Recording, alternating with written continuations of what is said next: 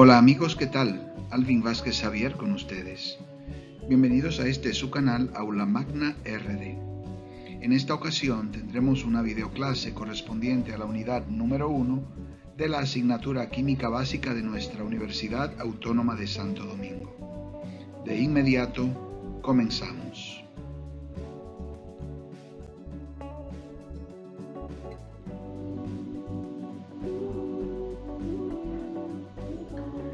Los temas y conceptos que componen esta primera unidad y sobre los que hablaremos durante esta y las próximas sesiones de trabajo son los siguientes. Ciencia, método científico, teorías y leyes científicas, la química como ciencia, importancia de la química, definición de química, materia, sustancias, sustancias puras, mezclas, elementos y compuestos, mezclas homogéneas y heterogéneas, átomos y moléculas, cambios físicos, cambios químicos, calor y temperatura, calor absorbido o desprendido, propiedades periódicas, la tabla periódica, los períodos y grupos representativos, los elementos de transición y de transición interna. Haremos una revisión de la tabla periódica en términos de localización de los metales, no metales y metaloides, y veremos por último los números de oxidación.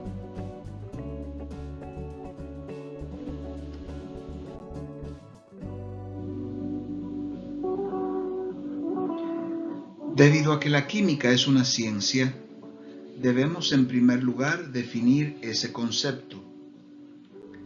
La ciencia es un conjunto de conocimientos objetivos y verificables sobre una materia determinada que son obtenidos mediante la observación y la experimentación, la explicación de sus principios y causas y la formulación y verificación de hipótesis.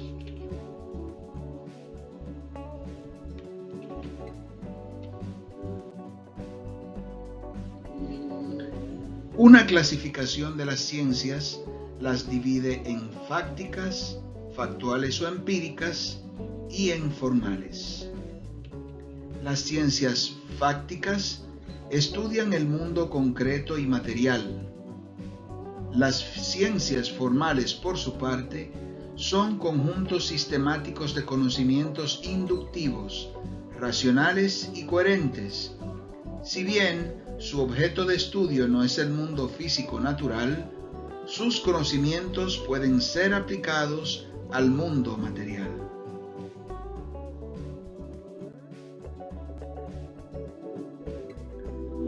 Una característica importante de la ciencia es la utilización de una metodología adecuada para el objeto de estudio y la sistematización del conocimiento. Y esa metodología es lo que conocemos como el método científico. El método científico es una serie de etapas que hay que recorrer para obtener un conocimiento válido desde el punto de vista científico. Este método persigue minimizar la influencia de la subjetividad del científico en su trabajo. El método científico está basado en los preceptos de falsabilidad, es decir, cualquier proposición de la ciencia es susceptible a ser verificada, y reproducibilidad, lo que quiere decir que un experimento tiene que poder repetirse en lugares distintos y por un sujeto cualquiera.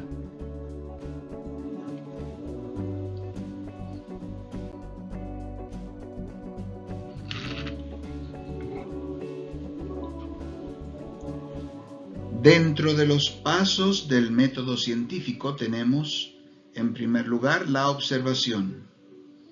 La observación es el primer paso en el análisis de cualquier fenómeno de la naturaleza. La observación se podrá llevar a cabo directamente con los sentidos o mediante herramientas que nos ayuden a mejorar la percepción de la realidad observada. Por ejemplo, los microscopios y los telescopios. La hipótesis. La hipótesis es la explicación que se da a partir de las observaciones realizadas. De este modo, se presenta como una posible teoría. Sin embargo, habrá que tener en cuenta que una hipótesis siempre será una posibilidad, pero que será necesario reforzar mediante nuevos estudios, para lo que será a su vez importante, perentorio, llevar a cabo una serie de experimentos. La experimentación. Este paso es posterior a la hipótesis y su función principal será darle validez mediante experimentos que sirvan para demostrar la veracidad de la hipótesis planteada. El análisis de los datos o conclusión.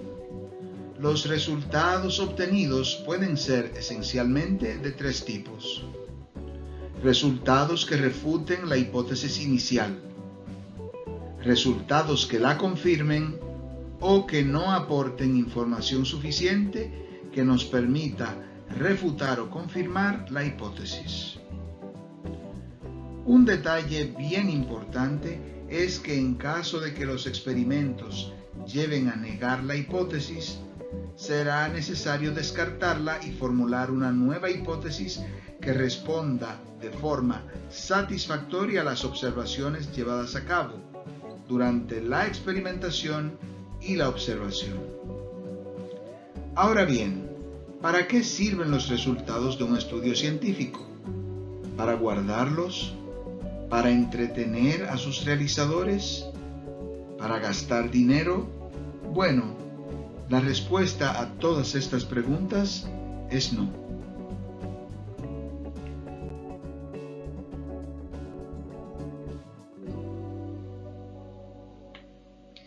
Después de realizada una investigación científica, el siguiente paso es publicar a través de un artículo científico los resultados en una revista especializada, preferiblemente de reconocimiento internacional. La idea es informar de los hallazgos a la comunidad científica interesada, de manera que pares especializados puedan replicar, contrastar, apoyar u objetar los hechos que el investigador alega haber determinado en el curso de su investigación. Si el conocimiento aportado por el descubrimiento resiste el paso de los años y el peso de los estudios que otros realicen al respecto, eventualmente llega a considerarse una teoría o una ley científica.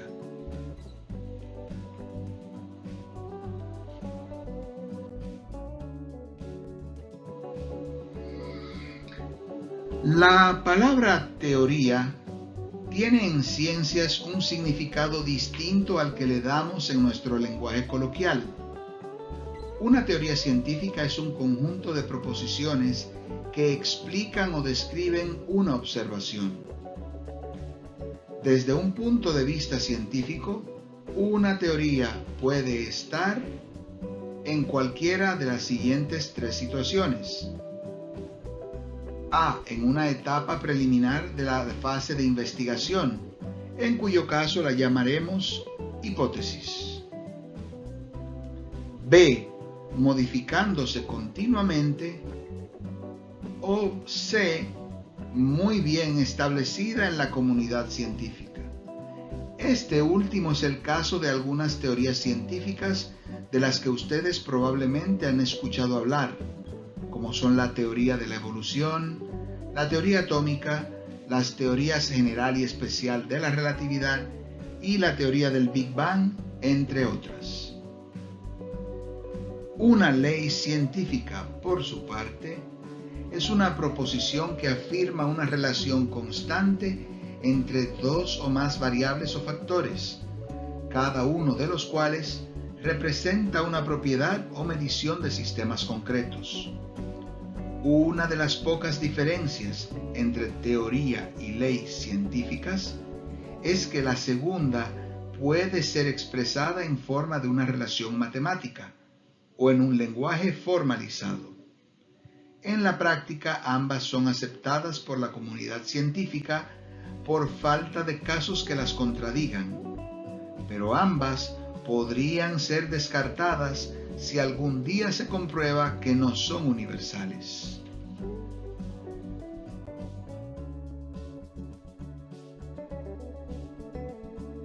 La química, del árabe quimiyá o piedra filosofal, es la ciencia derivada de la alquimia que se encarga del estudio de las diferentes formas y estructuras de la materia, su composición, sus propiedades, sus transformaciones y las leyes que rigen esas transformaciones. La importancia de la química es muy amplia y fundamental para el desarrollo de las sociedades.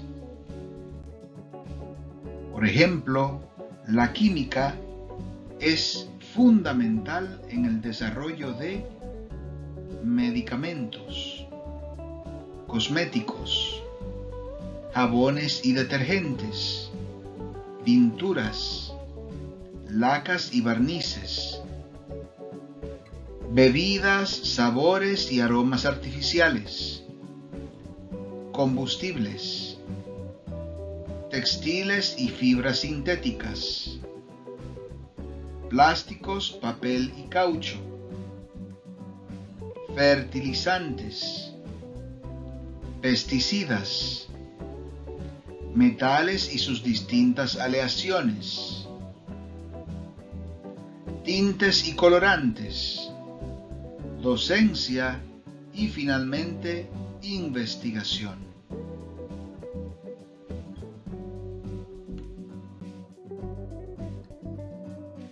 La química es una ciencia que abarca una gran cantidad de áreas de estudio que han generado diferentes ramas o clasificaciones de sus estudios. Dentro de estas ramas tenemos la química general, que estudia los principios fundamentales relativos a la constitución, cambios y propiedades de la materia. La química orgánica, que estudia el carbono y sus compuestos covalentes. La bioquímica, encargada del estudio de los procesos químicos que ocurren en los seres vivos. La química inorgánica, que estudia los elementos y sus compuestos excepto los covalentes del carbono. La química analítica, encargada de desentrañar la composición de la materia desde los puntos de vista cualitativo y cuantitativo, y la química física, que estudia la estructura de la materia, la rapidez con la que ocurren sus cambios y el papel que juega el calor en esos cambios.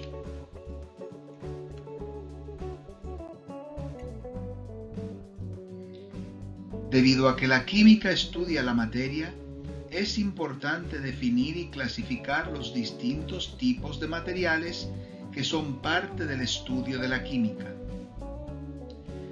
Según la que es quizás la definición más antigua, pero todavía válida de las ciencias, la materia es todo aquello que ocupa un lugar en el espacio, toda la realidad concreta. Todo lo palpable en el universo está constituido por materia.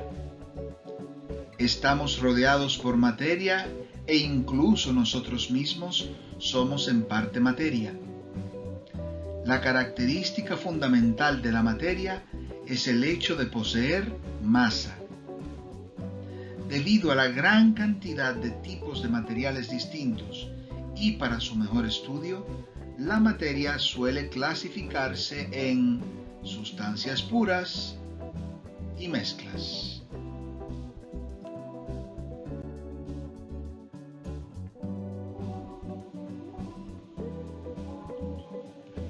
Una sustancia pura es un material de composición constante formado por un solo tipo de partícula elemental o combinación de estas. Las sustancias puras se dividen a su vez en elementos, los cuales son sustancias formadas por un solo tipo de partícula elemental que estudiaremos más adelante y que se denomina átomo. Tanto los elementos como los átomos que los forman se representan mediante símbolos químicos. Un símbolo químico es una letra o combinación de estas usada para abreviar el nombre o una propiedad del elemento que el símbolo representa. Muchos símbolos se refieren al nombre en latín o en algún otro idioma del elemento considerado. Como ejemplos de símbolos tenemos el hierro, Fe, la plata, Ag, el cobre, Cu, y el carbono, C, aquí representado, entre otros. Las sustancias químicas también pueden ser compuestos. Los compuestos son sustancias puras formadas por la unión química de dos o más átomos en una entidad que se denomina molécula. Las moléculas se representan mediante fórmulas químicas, que son combinaciones de símbolos utilizados para indicar el tipo y el número de átomos que forman la molécula. Ejemplo, el agua, aquí representada H2O, la sal común, NaCl, la lejía, NaOH, etc.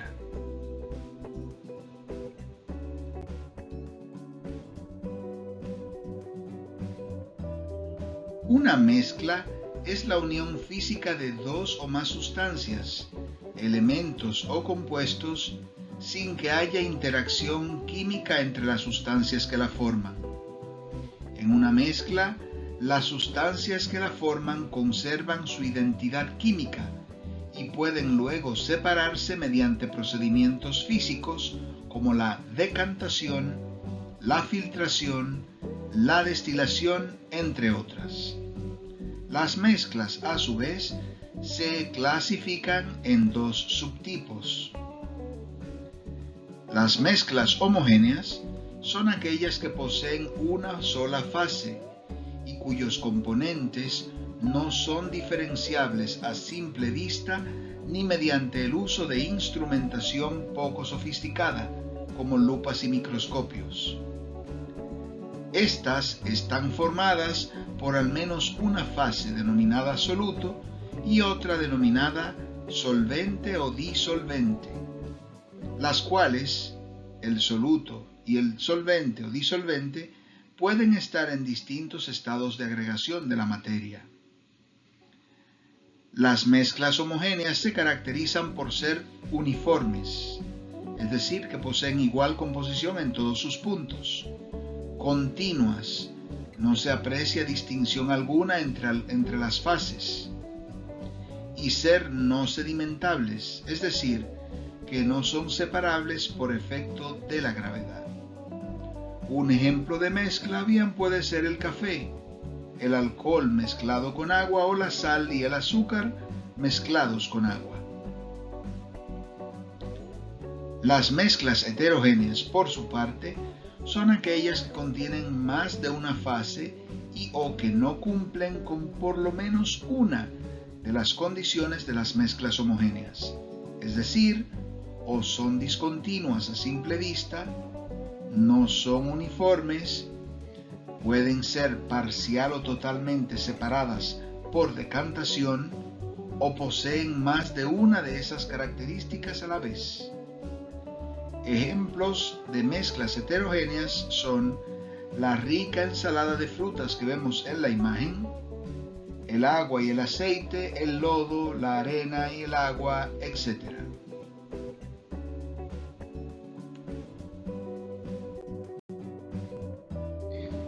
En resumidas cuentas, la materia se clasifica en dos grandes grupos, uno de los cuales son las sustancias puras.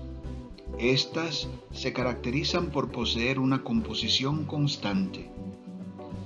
Las sustancias puras se dividen a su vez en elementos, que son muestras de sustancia pura que se caracterizan por estar formados por un solo tipo de partícula elemental denominada átomo. Los átomos se representan a su vez mediante símbolos químicos, y ejemplos de elementos y sus símbolos aquí vemos al sodio, hidrógeno, oxígeno, hierro, carbono, azufre y nitrógeno. Un segundo tipo de sustancia pura la constituyen los elementos, sustancias puras compuestas por unidades denominadas moléculas, las cuales se representan mediante una combinación lógica y coherente de símbolos químicos denominadas fórmulas químicas. Dentro de los compuestos y sus fórmulas tenemos el cloruro de sodio, es decir, la sal común, el agua, el dióxido de carbono y el óxido de hierro 2, entre otros. Por otro lado, según un segundo tipo general de materia, son las mezclas, las cuales se caracterizan por su composición variable. Estas, a su vez, se clasifican en dos subclases más, siendo el primero de ellas las homogéneas. Las mezclas homogéneas se caracterizan por ser uniformes, continuas y no sedimentables. Dentro de este tipo de mezclas podemos mencionar el azúcar o la sal en agua, el aire y las bebidas carbonatadas. Otro tipo de mezclas son las heterogéneas, las cuales podemos definir como cualquier mezcla que por alguna razón u otra no cumple con una o más de las tres condiciones mencionadas anteriormente para una mezcla homogénea. Dentro de las mezclas heterogéneas podemos mencionar el lodo, el agua y el aceite, el arroz y las habichuelas y el concreto.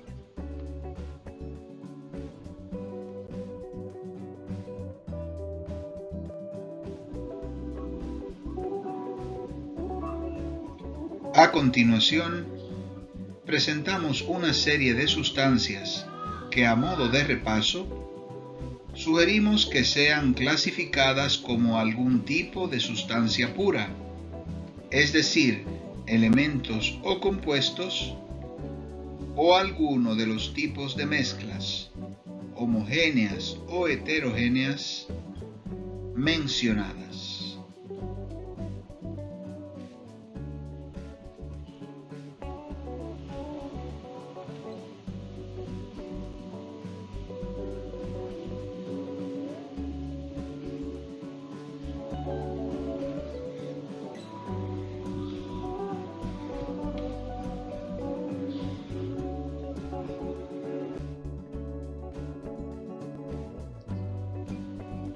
Pasamos ahora a tratar el tema de las magnitudes físicas.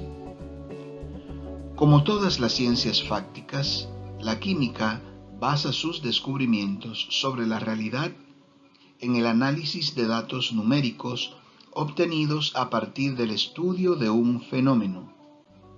Una magnitud es cualquier característica de un cuerpo o sustancia que sea susceptible de ser medido.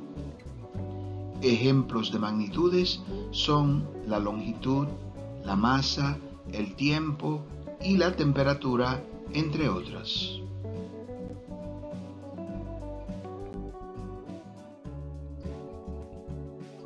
Medir implica comparar la magnitud cuyo valor se desea conocer con un valor estándar o patrón que generalmente viene dado en un instrumento de medida. Originalmente, distintos pueblos y culturas desarrollaron distintos patrones de medidas para las mismas magnitudes, lo que ocasionaba dificultades en el comercio y el intercambio de información entre ellos. Distintos patrones de medidas para las mismas magnitudes ocasionaban dificultades en el comercio y el intercambio de información entre ellos.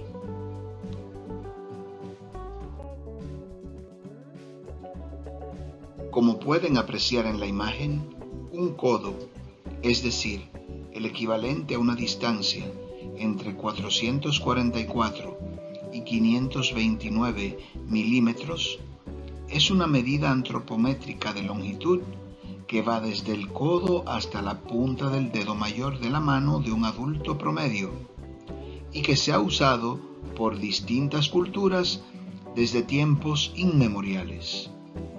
Pero no solo el codo, sino también el palmo, el pie, la pulgada, la yarda, el paso y la braza son unidades de medida originadas en dimensiones humanas. Usar las partes del cuerpo para medir pudo haber sido una práctica útil para el comercio en otras épocas, pero no es una buena idea para las ciencias el día de hoy.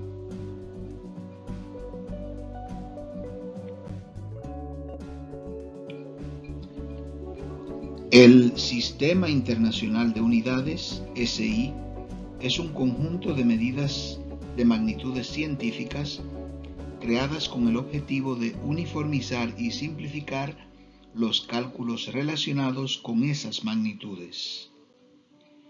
El Sistema Internacional fue instaurado en 1960 como una reforma del antiguo Sistema Métrico Decimal Francés, MKS, durante la Conferencia Internacional sobre Pesos y Medidas celebradas en París, Francia.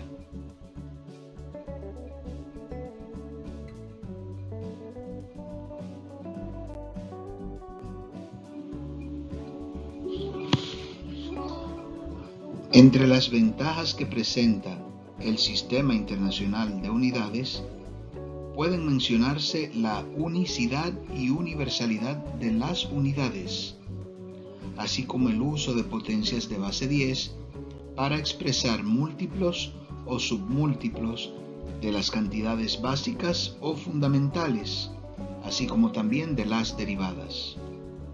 De esta manera, como el prefijo kilo significa 1000, un kilómetro es igual a 1000 metros. Análogamente, el prefijo mili significa una milésima, por lo que un milímetro es igual a una milésima de metro, o lo que es igual a 0.001 metros.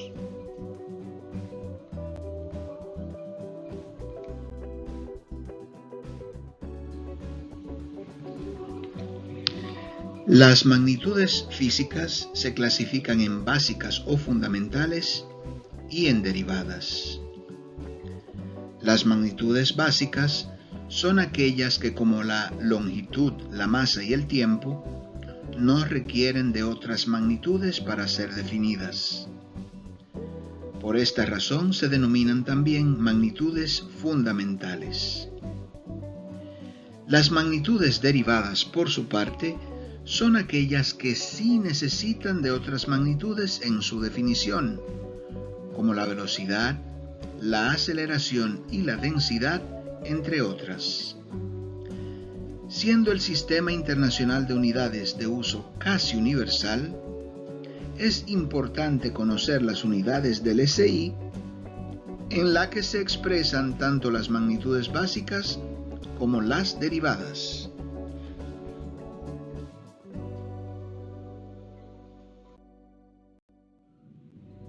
La imagen que observamos contiene unos ejercicios que pueden ser utilizados para practicar la conversión de unidades. Te invito a que hagas tu mejor esfuerzo y trates de realizarlos por ti mismo. Y con mucho gusto responderé las preguntas sobre los procedimientos para resolverlos en cualquiera de nuestras reuniones de clase.